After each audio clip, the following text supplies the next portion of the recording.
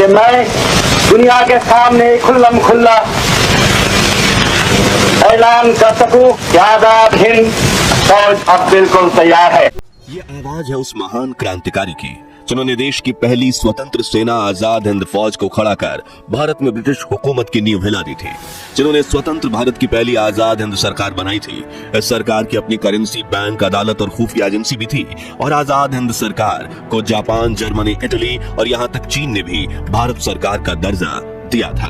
दुनिया के इतिहास का सबसे बड़ा तानाशाह एडोल्फ हिटलर भी नेताजी सुभाष चंद्र बोस के सामने सिर झुकाता था। उन्होंने द्वितीय विश्व युद्ध में एक महत्वपूर्ण भूमिका निभाई थी और भारत की आजादी आंदोलन में ब्रिटेन को ऐसी धूल चटा दी थी कि दुश्मनों ने कायरों की तरह पीठ पीछे वार करके उन्हें एक प्लेन क्रैश में मरवा दिया, लेकिन उनकी विचारधारा को नहीं दबा सके। वो विचारधारा जिसने देश के युवाओं में मातृभूमि के लिए प्रेम और बलिदान की भावना को जागृत कर दिया था। लेकिन ओडिशा के छोटे से गांव में जन्मा एक साधारण लड़का इतना ताकतवर कैसे बन गया कि उसने भारत की अंग्रेजी हुकूमत को उखाड़ फेंका? कैसे नेताजी हर बार अपना वेश बदलकर अंग्रेजों की आंखों में धूल झोंक देते थे? तानाशाह एडोल्फ हिटलर के साथ उनकी मुलाकात कैसी थी और क्यों एक बार सरदार पटेल ने बोस पर केस ठोक दिया था? जानेंगे इस वीडियो में। साथ ही करीब 80 साल पुरानी नेताजी की कुछ दुर्लभ वीडियोस भी देखेंगे और वर्तमान में नेताजी की बेटी अनीता बोस कहां है और क्या करती हैं। लेकिन उसके पहले हर भारतीय वीडियो को लाइक करके कमेंट बॉक्स में जय हिंद जरूर लिखें। साल 1897 भारत में छप्पनिया अकाल ने हाहाकार मचा रखा था। भूख और प्यास से तड़पते हुए 70 लाख लोग अपनी जान गंवा चुके थे। इसी वक्त ओडिशा के कटक गांव में एक ऐसा तूफान जन्म ले रहा था जो भविष्य में ब्रिटिश हुकूमत की जड़ें हिलाकर रखने वाला था। इस तूफान का नाम था सुभाष चंद्र बोस। उनके पिता जानकीनाथ बोस कटक के मशहूर वकील थे और मां प्रभावती देवी एक आदर्श गृहिणी। सुभाष अपने 14 भाई बहनों में 9वें स्थान पर थे।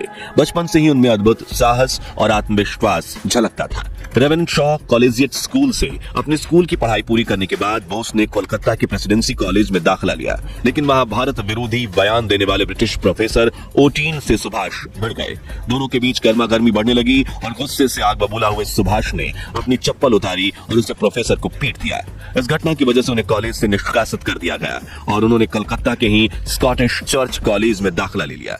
1918 में उन्होंने दर्शन शास्त्र में ग्रेजुएशन किया और अपने पिताजी जानकीनाथ बोस को दिया वादा पूरा करने के लिए वो सिविल सर्वेंट बनने की परीक्षा देने लंदन पहुंच गए, जहां उन्होंने चौथी रैंक लाकर एग्जाम में टॉप किया। लेकिन अंग्रेजों की कठपुतली बनकर काम करना उन्हें गवारा नहीं था, इसलिए साल 1921 में सुभाष ने इस प्रतिष्ठित नौकरी को ठुकरा दिया और फिर भारत लौट आए। यहाँ उनकी मुलाकात चित्तरंजन दास से हुई, जिनके निर्देशन में सुभाष चंद्र बोस ने स्वराज और फॉरवर्ड अखबार का संपादन किया, जिसमें वो अंग्रेजों के अत्याचार और नीतियों के खिलाफ खुलकर लिखते थे। उनकी लेखनी ने युवाओं में आजादी के प्रति जोश भर दिया और ब्रिटिश हुकूमत की नींदें उड़ा दी। साथ ही उन्हें कांग्रेस पार्टी ज्वाइन करने का न्योता मिला, जहां उन्होंने असहयोग आंदोलन में बढ़ चढ़कर हिस्सा लिया। साल 1923 में सुभाष चंद्र बोस कांग्रेस के युवा मोर्चा के राष्ट्रीय अध्यक्ष बन गए। फिर बंगाल कांग्रेस के महासचिव और कलकत्ता महापालिका के मुख्य कार्यकारी अधिकारी भी बने। इधर सुभाष चंद्र बोस के अखबार दिन प्रतिदिन लोकप्रिय होता जा रहा था और युवाओं में ब्रिटिश हुकूमत के खिलाफ राष्ट्रवादी आंदोलन की चिंगारी भड़क रही थी, जिससे अंग्रेजों की रातों की नींद उड़ गई थी। लेकिन वो चाहकर भी इस न्यूज़पेपर का कुछ नहीं कर पा रहे थे, क्योंकि नेताजी की लिखावट हमेशा तथ्यों के आधार पर होती थी। ऐसे में अंग्रेजों ने दूसरा रास्ता चुना और साल 1925 में क्रांतिकारी आंदोलनों से संबंधित बताकर उन्हें बर्मा के मांडाले कारागार में भेज दिया, जो उस वक्त बीमारियों और अभावों का घर हुआ करती थी। इसी जेल में नेताजी तपेदिक यानी टीबी की जानलेवा बीमारी से ग्रसित हो गए, लेकिन उन्होंने इस बारे में कभी किसी को नहीं बताया। बल्कि जब भी वो अपने घर वालों को चिट्ठी लिखते तो उसमें जेल की इतनी तारीफ करते मानो धरती पर मौजूद स्वर्ग हो। ये जेल भी उनकी हिम्मत नहीं तोड़ पाई और रिहा होकर उन्होंने स्वतंत्रता लड़ाई को और तेज कर दिया। साल 1930 में उन्हें पहले कांग्रेस का महासचिव और फिर कलकत्ता के मेयर के रूप में चुना गया। इसी साल उन्होंने सविनय अवज्ञा आंदोलन में बढ़ चढ़कर हिस्सा लिया, जिसके चलते अंग्रेजों ने उन्हें गिरफ्तार कर लिया। साल 1931 तक जेल में उनकी तबियत खराब होने लगी, इसलिए उन्हें इलाज के लिए ऑस्ट्रिया भेज दिया गया। यहाँ उनके साथ एक दिलचस्प किस्सा हुआ जिसके बारे में काफी कम लोग जानते हैं। तो ऑस्ट्रिया में उनकी मुलाकात सरदार पटेल के बड़े भाई विट्ठल भाई पटेल से हुई, जो काफी बीमार थे। नेताजी ने उनकी खूब सेवा की, जिससे विट्ठल भाई काफी प्रभावित हुए और जब गुजरे तो उन्होंने अपनी जायदाद का एक हिस्सा देशहित करने के लिए नेताजी के नाम कर दिया। लेकिन सरदार पटेल को यह बात रास नहीं आई। दोनों के बीच विवाद हुआ और सरदार पटेल ने नेताजी पर केस ठोक दिया और नेताजी केस हार गए। सरदार पटेल और नेताजी बोस की मंजिल एक ही थी, आजादी, लेकिन रास्ता काफी अलग था, इसलिए दोनों के बीच हमेशा मतभेद जरूर रहे। 1930 के दशक में नेताजी सुभाष चंद्र बोस का जेल आना जाना लगातार जारी रहा। इस दौरान वे करीब 11 बार जेल गए, लेकिन उनके मन में सिर्फ एक ही लक्ष्य था, देश की आजादी।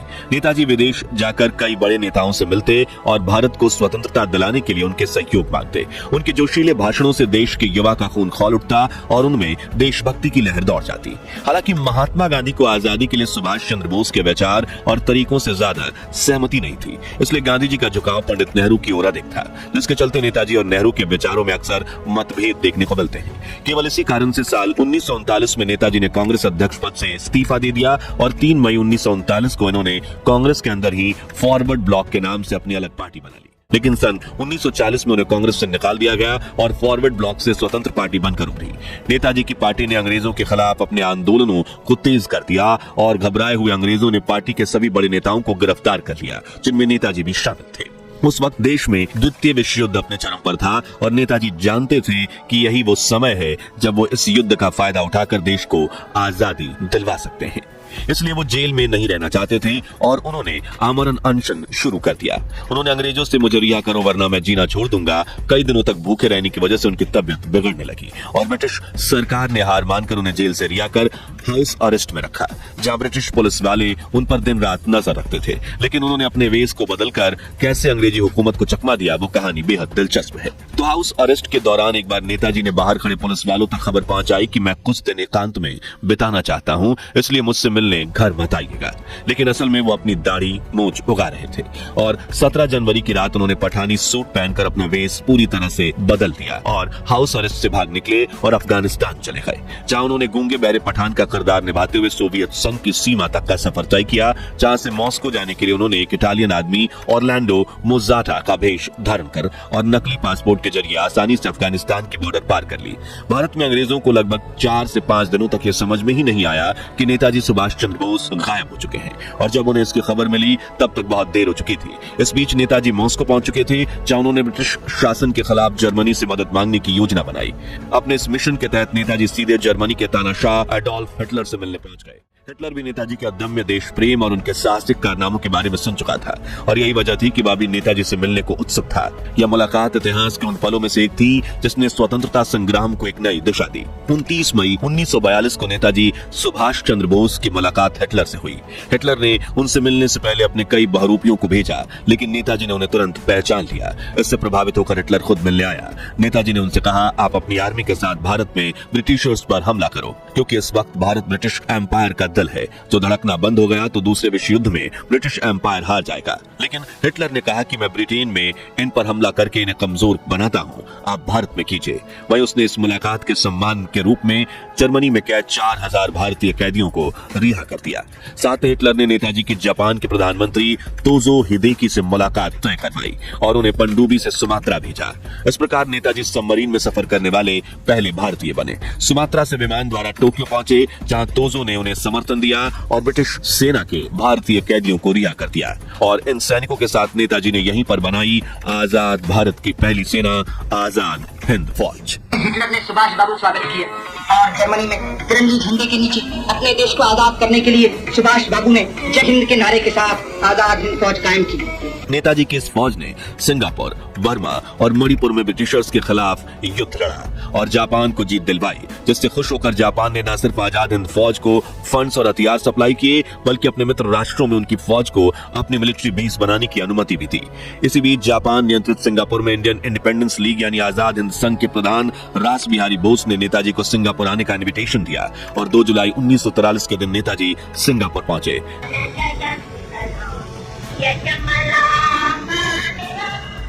जहां रास बिहारी बोस ने इस्तीफा देकर सुभाष चंद्र बोस को आजाद हिंद संघ का अध्यक्ष बनाया। यह संगठन विदेश में रहने वाले भारतीयों ने बनाया था जो भारत को ब्रिटिश शासन से आजाद करवाना चाहते थे। इंकलाब! इंकलाब! बाबू सुभाष चंद्र बोस की, पंडित जवाहरलाल नेहरू की, महात्मा की, आजाद हिंद फौज। 21 अक्टूबर 1943 सिंगापुर में एक ऐतिहासिक सभा आयोजित की, जहां उन्होंने आजाद हिंद सरकार और भारतीय राष्ट्रीय सेना के गठन की घोषणा की। इस सभा में उन्होंने पहली बार चलो दिल्ली का नारा दिया, जिसने भारत की आजादी के आंदोलन को नई ऊर्जा दी। इस नारे का महत्व शब्दों से परे है। एक नारा सदा, और वो ये था, चलो पेरिस, चलो पेरिस, तो फ्रांस की राजधानी और पेरिस पर कब्जा करने से फिर फतेह हो गई।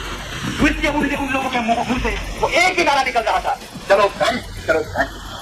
लड़ाई छिड़ गई तो जापान के बहादुर सिपाहियों के मुंह से सिर्फ एक ही नारा निकल रहा है, चलो सिंगापुर, चलो सिंगापुर। हमारा भी एक ही नारा होना चाहिए, हो सकता है और दिल्ली, चलो अगले 3 सालों तक नेताजी आजाद हिंद फौज का नेतृत्व करते हुए ब्रिटेन को इतनी गहरी चोट पहुंचाते हैं कि अंग्रेज उनके नाम से ही थर-थर कांपने लगते थे। जापान खुश होकर उन्हें ब्रिटिशर्स से जीता अंडमान निकोबार द्वीप भेंट कर देता है। इसके साथ आजाद हिंद फौज अब भारत की सरजमी पर कदम रखती है। यहाँ वो अपनी आजाद हिंद सरकार बनाते हैं, जो पूरी तरह इंडिपेंडेंटली ऑपरेट करती थी, और उनके भाषणों ने इंडिया मैनलैंड के युवाओं में भी आजादी की चिंगारी भड़का दी थी और हजारों लोग आजाद हिंद फौज से जुड़ने लगे थे। उस वक्त नेताजी कुछ इस तरह भाषण देते थे। हमारे रास्ते में आएगी धूप, क्या तकलीफ है, कोई नहीं कर सकता है। जिन लोग इस जंग में शरीक होंगे उनसे कितने लोग निकलेंगे जिंदा हो, कोई बात नहीं है। हम जिंदा रहेंगे या तो मरेंगे, कोई बात नहीं है। यार सही बात यह है, आज में हमारी कामयाबी होगी, इनमें समाज। नेताजी के भाषणों से भारत में आजादी का आंदोलन और भी तेज हो गया और अगले 2 सालों में भारत स्वतंत्र हो गया। लेकिन दुर्भाग्यवश वो आजादी देखने से पहले इस दुनिया को अलविदा कह गए या फिर गुमनामी में खो गए।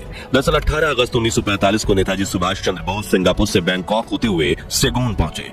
वहां से आगे जाने के लिए कोई जापानी विमान उपलब्ध नहीं था, लेकिन काफी प्रयासों के बाद उन्हें एक जापानी बम वर्षक विमान में जगह मिली। हवाई अड्डे पर अपने साथियों के साथ हाथ मिलाकर जय हिंद कहा और विमान में सवार हो गए। कुछ ही देर बाद विमान क्रैश हो गया और नेताजी की मौत हो गई। और जब यह खबर देश में फैली तो पूरे देश में मातम फैल गया था और हर तरफ यही चर्चा हो रही थी कि अंग्रेज नेताजी के प्रभाव से इतना डर गए कि उन्होंने कायरो की तरह पीठ पीछे वार किया और साजिश से नेताजी को मरवा दिया।